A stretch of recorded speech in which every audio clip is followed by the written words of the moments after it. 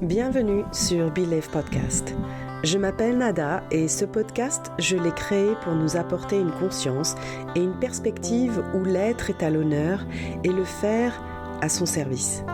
Ma mission est d'aider à reprendre le contrôle de notre vie pour que expérience et désir authentiques soient alignés et comprendre comment naviguer notre réalité avec la relation à l'autre. Si comme moi, l'amour de soi, de l'autre, inconditionnel ou conditionnel est un beau bordel dans ta tête, mais que tu veux comprendre ce bordel, alors bienvenue sur Believe Podcast. Hello, hello. On va parler des limites qui nous limitent. Bienvenue, l'épisode des limites. Comment poser des limites. En fait, ça fait un moment que j'y pense parce que c'est quand même super important d'en parler. Très souvent, on a l'impression que poser des limites, c'est un peu l'issue du dernier recours.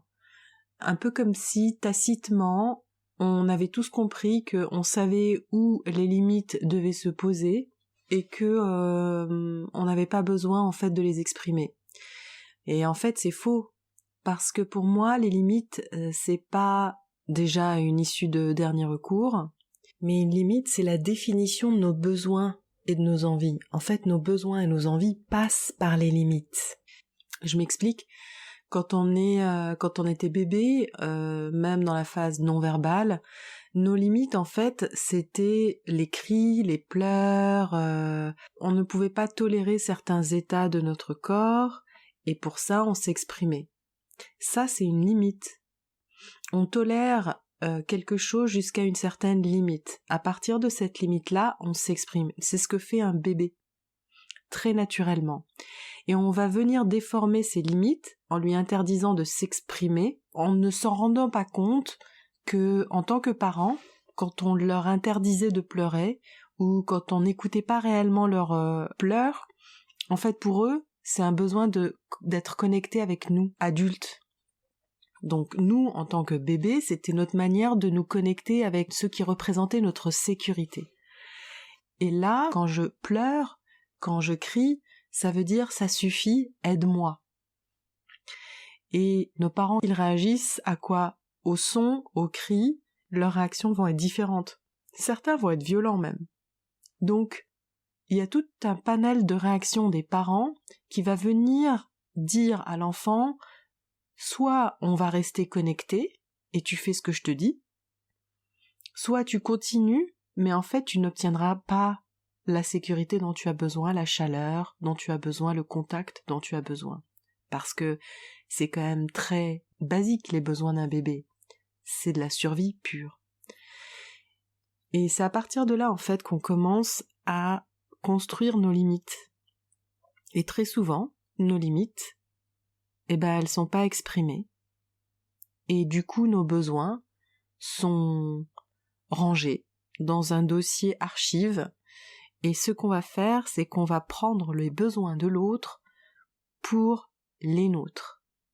Et les premiers au front, c'est les besoins de nos parents. Donc nous, on va pas avoir de limites. On va dire adieu, veau, vache, limite. Et on va ne pas avoir de limite pour avoir accès à cette, entre guillemets, sécurité qui nous a été vitale. Donc on va devenir des faits plaisir comme ça, qui vont pas avoir vraiment de limite. Sauf, évidemment, comme je disais tout à l'heure, si c'est le dernier recours. Donc c'est assez violent, on va s'exprimer avec beaucoup de colère, s'exprimer avec beaucoup de frustration. Enfin, on sent quand c'est chargé, ça vous est déjà arrivé. Je m'adresse pas à des vierges d'esprit et d'expérience. Donc tu vois cette boule là que tu cumules un peu comme une cocotte minute et puis à la fin t'exploses parce que t'as pas su le dire au moment où c'était cool de le dire. Et parce qu'on ne nous l'a pas appris. Hein. Et ça c'est terrible pour tout le monde. Donc est-ce qu'on peut pour une fois se dire que on va arrêter ce cycle et qu'on va déclencher une nouvelle génération de femmes qui vont savoir dire non? Alors je m'adresse aux femmes parce que on est les premières visées de ça.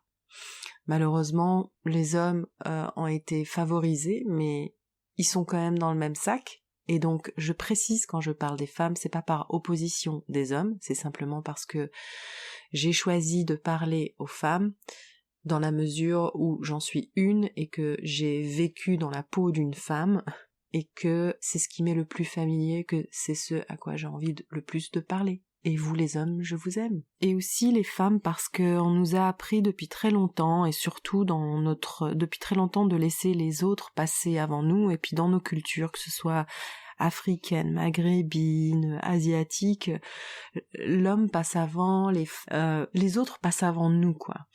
Et notre programmation en tant que femme, c'est qu'on est la partie nourricière de l'humanité. Donc c'est normal qu'on donne. On a cette générosité qui est inscrite en nous et faut surtout l'honorer. Mais ça ne veut pas dire que psychologiquement, on ne doit pas se protéger. Et ça, ce serait bien de le faire de façon saine. Et c'est normal qu'on agisse de manière toxique puisqu'on est dans un système patriarcal qui n'est pas nécessairement qui vient pas nécessairement en soutien aux femmes. Donc c'est un système qui a plutôt pris avantage de cette générosité innée de la femme pour en abuser. Et j'ai presque envie de comparer ça à la terre.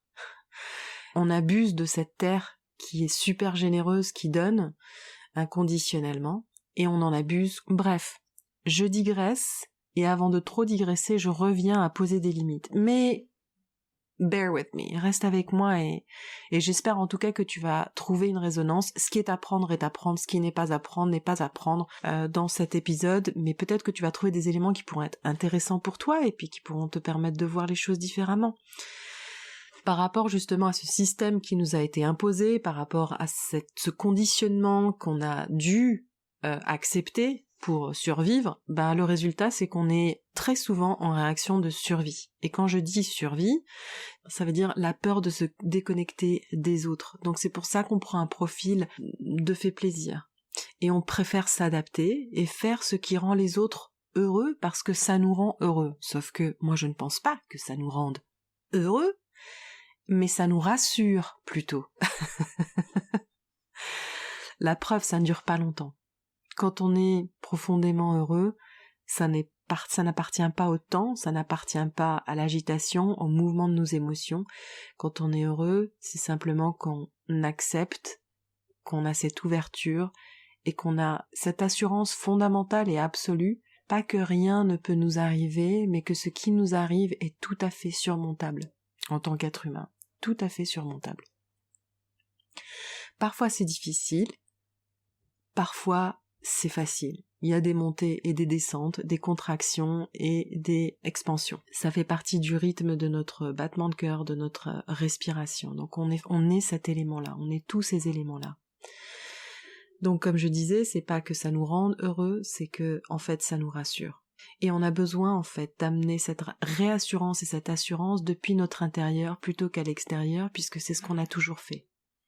Et dans chaque situation, tu imagines, si tu dois t'adapter à tout le monde, à toutes les personnes avec lesquelles on est en contact et qu'on doit satisfaire, on termine avec un burn-out, on termine avec une dépression, on termine avec un alcoolisme, une addiction, quelle qu'elle soit.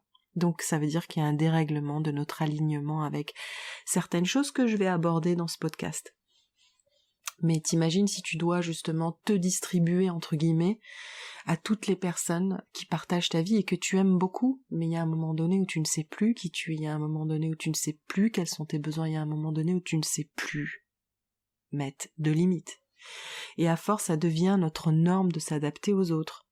C'est comme par exemple, tu sais, à l'école, en sortant de l'école, parfois, je sais pas si ça t'est arrivé, moi ça m'est arrivé par exemple de marcher avec une de mes copines de l'époque et de pas prendre mon chemin habituel, de faire un énorme détour juste parce que j'osais pas dire, moi je vais à gauche.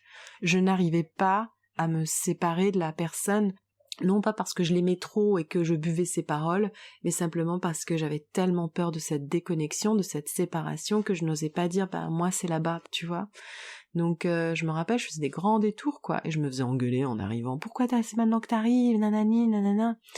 Et on n'arrive pas à se séparer des autres, on n'arrive pas à poser cette limite-là, à dire, ah non, et voilà, bienvenue au club, hein. franchement, il n'y a pas à se blâmer, il n'y a pas à inviter justement ce critique en nous pour dire tu vois, t'es nul, tu sais même pas faire. Non, c'est notre conditionnement et c'est surtout notre survie qu'on a privilégié avant tout, et la nature est très très bien faite et c'est ce qu'on a fait. Et aujourd'hui, on va pouvoir changer les choses. Et donc, on pose des limites parce que pour définir ce qui est bon pour nous et ce qui n'est pas bon pour nous. Et quand je dis nous, ça veut dire notre équilibre. Ça veut dire de pouvoir être dans la capacité de diminuer notre réaction de protection et être plus dans une action. Alors je parle comme si c'était super facile, mais franchement, il y aura toujours des zones d'ombre en nous avec lesquelles il va falloir faire un peu plus d'efforts, quoi. Il y a des haltères qui sont plus challengeantes que d'autres.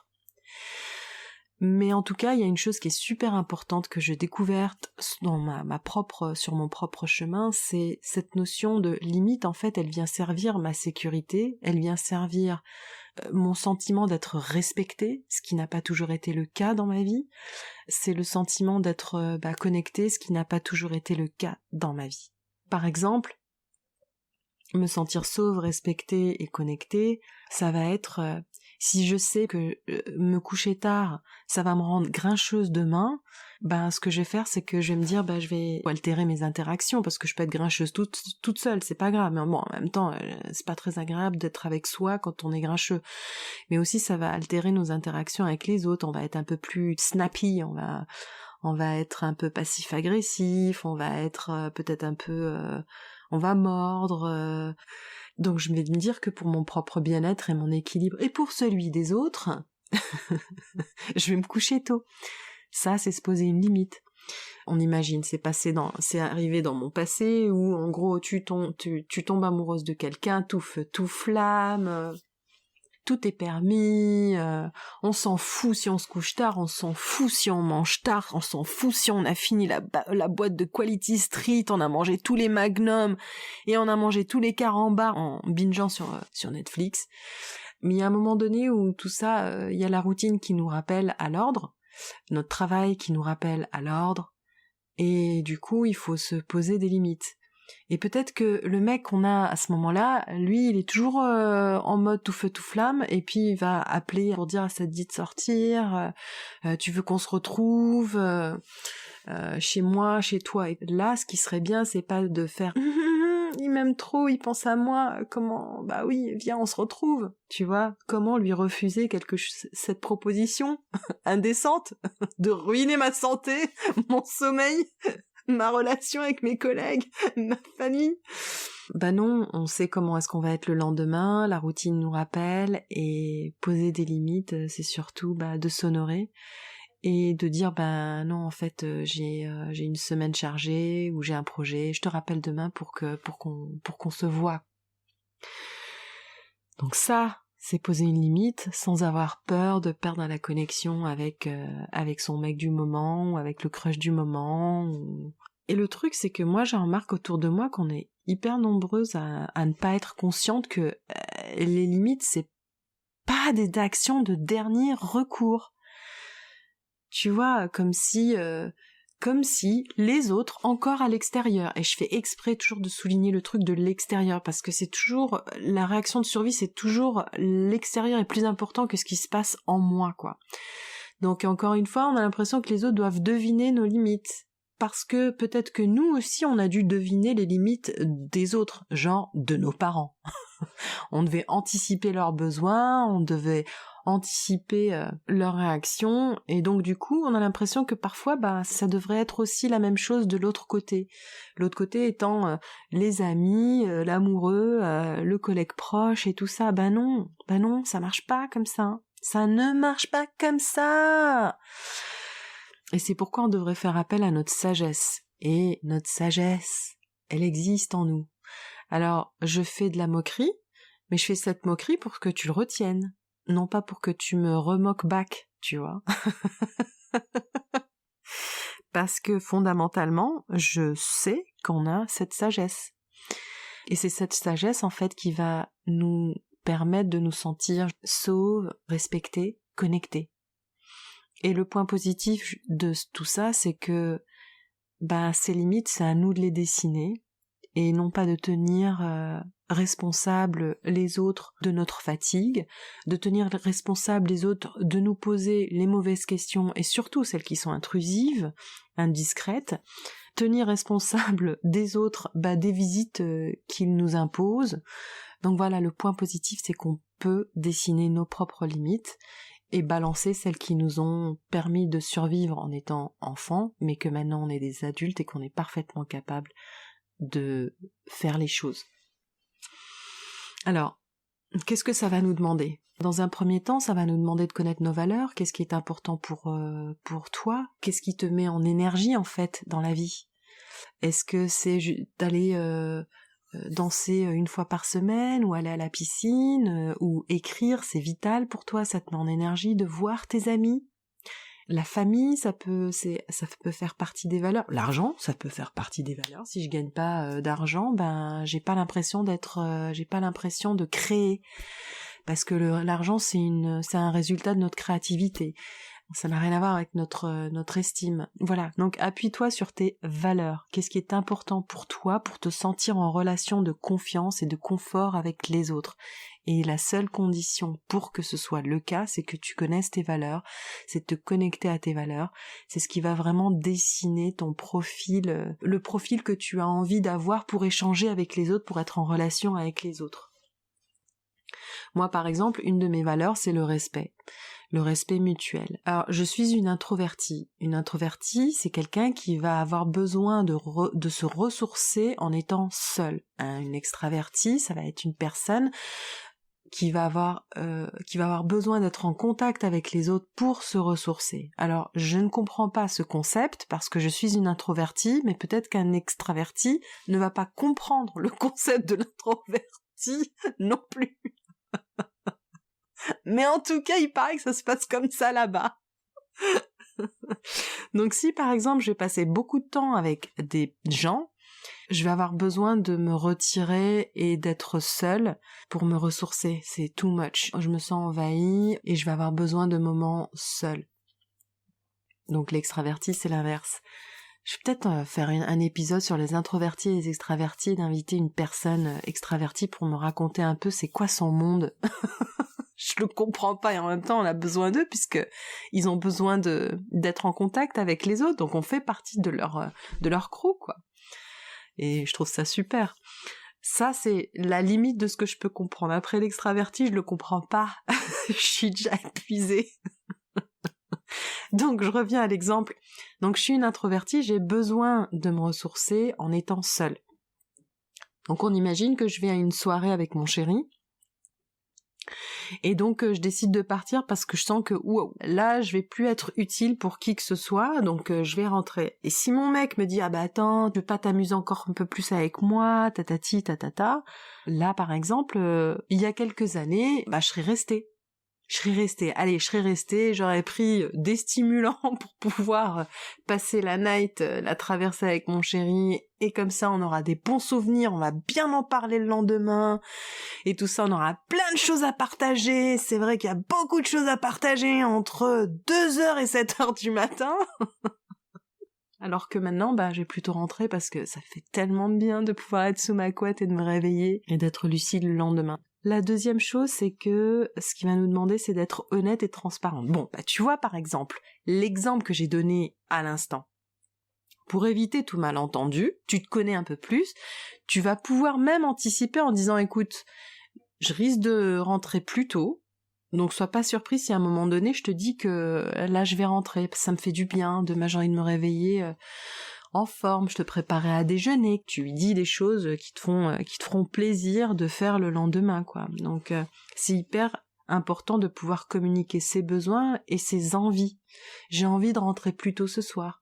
Encore une fois, ce qu'on fait, c'est qu'on honore notre confort, on honore notre santé psychologique.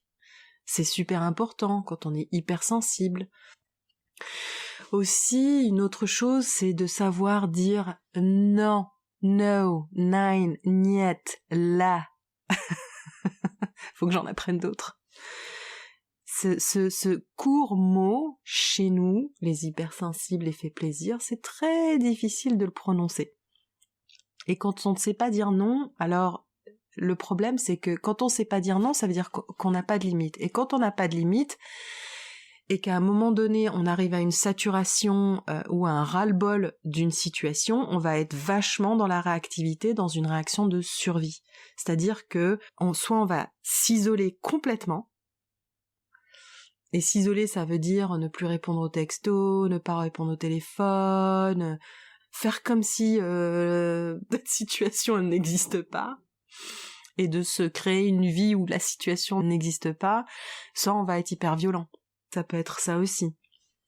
Donc par exemple, si on a besoin de moi pour un travail, si je suis en mode survie, je vais m'isoler, je vais chercher une excuse bidon, je vais dire que je suis malade, enfin je vais pas être honnête. Tout ça pour éviter le contact de peur de décevoir. S'il te plaît, comme on dit. Si je refuse, mais c'est pas grave si je déçois. Pour moi, c'est une partie qui est super importante de savoir dire non.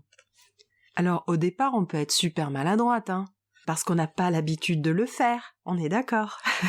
Quand on n'a pas l'habitude de faire quelque chose, on est maladroit. Quand on sait pas monter à vélo, il y a le guidon qui tremblote. Notre regard, il est pas sur la route, il est sur le guidon. Alors que ça devrait être l'inverse. Faut coordonner tout ça, le pédalage. Donc on va être super maladroit, mais il faut de la compassion. T'as de la compassion vis-à-vis de ton enfant à qui tu apprends à monter à vélo, ou à ton ami. Eh ben faut avoir la même chose. La madame parfaite qui est en nous, il faut la sortir, faut lui dire merci, tu es super efficace dans certains domaines, donc dans celui-là on va dire à madame compassion de prendre le relais. Donc il peut arriver qu'on le fasse brutalement, qu'on dise mais non, on fait un peu qu'en mode vomito, tu vois. En fait, le début de ce process, c'est un peu comme une voix d'ado qui mue. Soit c'est aigu, soit c'est grave. Soit c'est too much ou pas assez. On sait pas encore trop bien mesurer, l'engin qui est à l'intérieur de nous, quoi. Donc parfois on a mis trop de fuel, parfois on en a pas mis assez. Mais il faut vraiment apprendre à dire non. Et d'ailleurs, je vais partager un exercice à la fin de l'épisode. Mais avec la pratique, et assez rapidement, franchement je vous le promets, assez rapidement on saura le dire sans être brutal ou sans être complètement tremblante. Je rigole parce que je me suis retrouvée dans ces situations-là. Et donc voilà. Donc ça peut arriver, faut pas en avoir peur. De la compassion. Tiens, je vais vous donner un exemple. Je me rappelle que mon ancien employeur m'avait demandé de faire quelques heures sup pour pouvoir avancer sur un projet. Donc la première fois oui, puis la deuxième fois oui, et là, il y a quelque chose en moi, tu vois, où je me suis dit, faut pas non plus que ça devienne une habitude, Nada. Faut pas lui donner l'habitude de ok, on a un contrat officiel, mais en fait, c'est pas ce qui est important. Ce qui est important, c'est d'avancer sur le projet, de l'assister sur son projet, parce qu'il a besoin de toi. Ça, c'est un raisonnement que j'ai senti monter en moi. Et ça n'a pas loupé. Il m'a demandé, est-ce que vous pouvez venir, est-ce que vous pouvez rester ce soir et puis venir demain matin plus tôt. Et en fait, je lui avais dit non. Et c'est pas agréable de dire non à quelqu'un. C'est pas agréable. C'est pas agréable de dire non à quelqu'un quand on sait qu'on a la possibilité de dire oui. Non, parce que j'ai envie de te mettre un point dans la gueule, c'est pas compliqué de dire non. Mais quand on est dans une situation où, en fait, il est possible de dire oui, mais tu peux aussi dire non. En général, on n'aime pas dire non, on va dire oui, bah ouais, j'ai le temps. C'est là où on est en train d'aiguiser notre connaissance de soi. Dans le sens où, si on est des faits plaisir et qu'on n'a jamais su dire non, on a toujours dit oui aux autres. Donc l'autre devient super important. Et si je dis oui, mon temps libre, il est pour toi quelque part. Et si je dis non, qu'est-ce que je vais faire de mon temps libre ? Ben, tu sais quoi ? Ce temps libre, je vais le faire pour moi parce que je suis aussi un autre personnage dans ma vie. Il n'y a pas que les autres qui sont des personnages dans ma vie. Moi aussi, je suis un personnage dans ma vie. Et tu sais quoi ? C'est avec moi ce personnage que je marche dans la vie. C'est pas avec les autres. Les autres, ils changent, les personnages changent. Mais moi, non. Donc ce non, même si j'avais du temps libre, je l'ai dit, c'était très inconfortable. Mais il y avait aussi autre chose que j'ai découvert, c'est que il y avait cette partie en moi qui avait envie de dire oui, parce qu'elle avait envie d'être reconnue. Elle avait envie de recevoir une forme de congratulation de la part de son employeur, donc de la part de cette figure d'autorité. Elle avait envie de recevoir une bonne note. Et j'ai senti cette petite lutte où mais de qui est-ce que je vais recevoir de qui est-ce que je vais recevoir une bonne note, une congratulation, une reconnaissance si ce n'est pas de cette figure d'autorité. Eh bien à ce moment-là, j'ai eu une expérience de parentalité. Ça veut dire que plutôt que de prendre l'autre, cet autre personnage dans ma vie comme une figure d'autorité, je suis moi remplacée en figure d'autorité pour cette partie qui avait vraiment besoin de reconnaissance. Tu sais. Et faut pas avoir honte de s'avouer qu'on a besoin de reconnaissance, surtout pas, parce qu'on peut le faire vis-à-vis de nous-mêmes. Et ça demande une pratique, ça demande de ramener toujours son attention ici, à soi, à l'intérieur, mais cette reparentalité, elle est hyper importante dans notre construction en tant qu'adulte. Et donc je me suis réapproprié cette figure d'autorité en disant à cette partie de moi qui est jeune, je l'ai reconnue, c'est dingue, qui avait tant besoin de ça, je lui ai dit mais tu fais du bon travail, tu fais du très bon travail.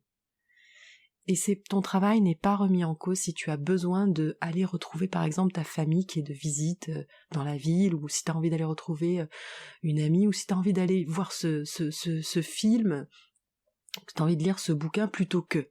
On s'en fout, mais toi d'abord, tu es la personne la plus importante au monde, et c'est pas dans le sens figuratif du terme, mais parce que, en tant que fait plaisir, on a complètement perdu notre notion de nos propres besoins, de nos envies, de nos désirs, tout ce qui peut nous animer en tant qu'être humain. Donc, j'ai vu cette parentalité se produire parce que j'en avais eu envie, et que je l'ai vu et j'avais envie de l'explorer. Et en fait, je me suis adressée à cette partie de moi, et ça m'a permis de me libérer par rapport à ce non vis-à-vis de mon employeur. C'est-à-dire que je n'ai plus besoin de cette figure d'autorité pour me congratuler. Je suis là pour elle. Et le non va plus correspondre à est-ce que j'en ai envie ou pas? Non, j'en ai pas envie, parce que je reconnais déjà en lui l'attitude du manipulateur, mais aussi parce que je n'ai pas envie de passer plus de temps à travailler là-dessus. Mon contrat est rempli, et cet extra, c'est moi qui le décide. Et j'ai dit non. Clairement pour la première fois, et juste pour que tu saches que même si ce non était clair, il y avait toujours ce trémolo là, cette vibration de la partie en moi qui qu'est-ce qui va se passer? Mais je suis là pour moi. Donc j'ai agi quand même. Donc dire non est un exercice super important, et ça implique parfois justement ce rôle de parentalité qu'on a besoin d'avoir vis-à-vis de ces parties en nous qui vivent encore à travers notre système nerveux par justement des réactions qu'on va traduire souvent par « j'ai peur de ». 3 points de suspension. Donc tout ça, en fait, il s'agit de tracer une ligne énergétique autour de moi pour me respecter moi au final.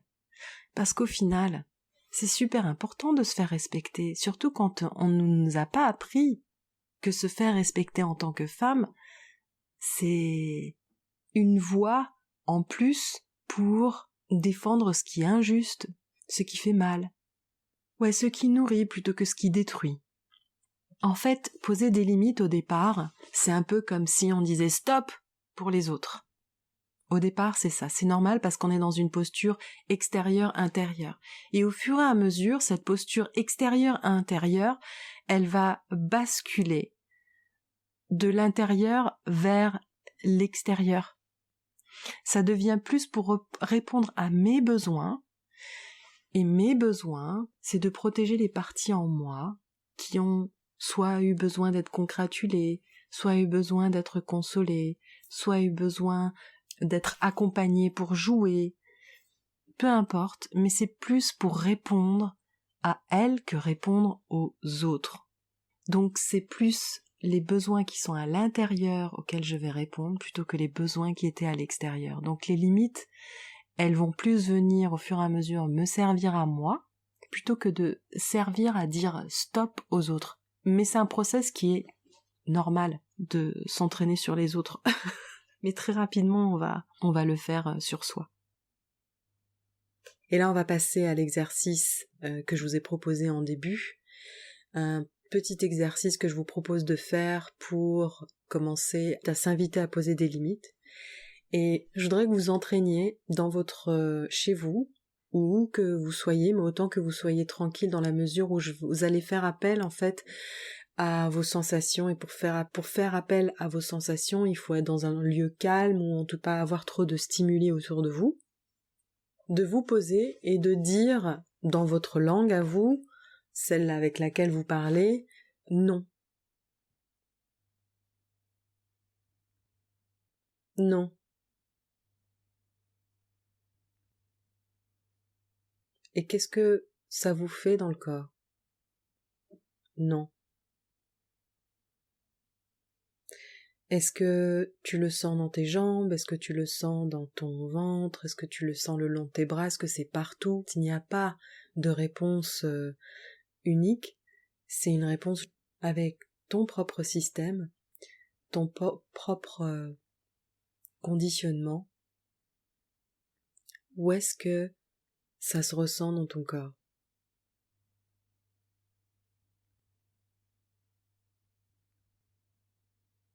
Peut-être que c'est agréable, c'est pas agréable. Peut-être qu'il y a une émotion qui monte. Peut-être que c'est de la colère, peut-être que c'est de la tristesse. Ce qui est important, c'est que tu t'en rendes compte.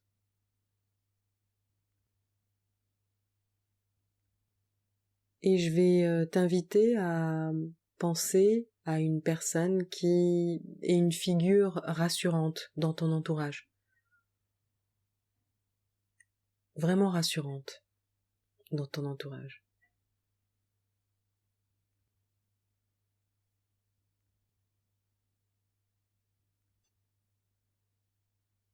Et je te propose de redire non dans sa présence.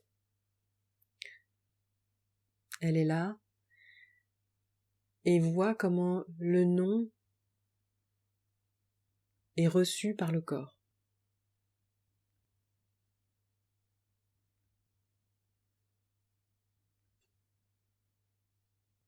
Est-ce que tu sens que tu as plus d'espace autour de cette sensation-là qui est dans le corps?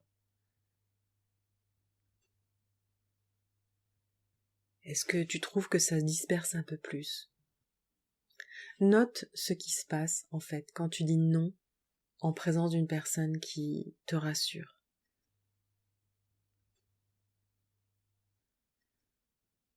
Celle qui représente une forme de sécurité, celle qui te respecte. Celle qui se connecte à toi quand tu lui parles. Parce que c'est vers ça qu'on veut aller. Et c'est ça qui est important.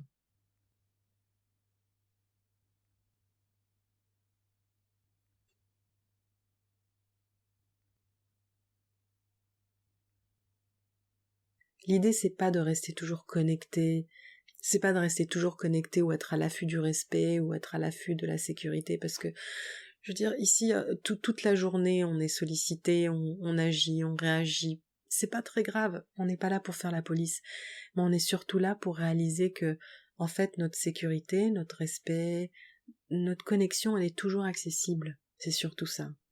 Et que le plus on est rappelé à ça, le mieux on est capable de de recevoir. Donc voilà, c'est surtout être consciente que on peut revenir à ça, à tout moment. Et ça étant la connexion, la sécurité, le respect. Voilà, maintenant c'est vraiment la fin, hein. C'est vraiment la fin, mais j'adore ce sujet. Si tu as envie d'en parler avec moi, encore une fois, n'hésite pas à m'envoyer un message sur Instagram. Si tu veux être coaché, tu regardes le descriptif et ça me fera un plaisir de te rencontrer. Ok, see you soon et à bientôt. Ciao. Merci pour ton écoute et merci pour le temps. Si l'épisode t'a plu, n'hésite pas à le noter. Tu permettras au podcast d'être encore plus visible et d'être un support à plus de monde autour de nous. À très vite.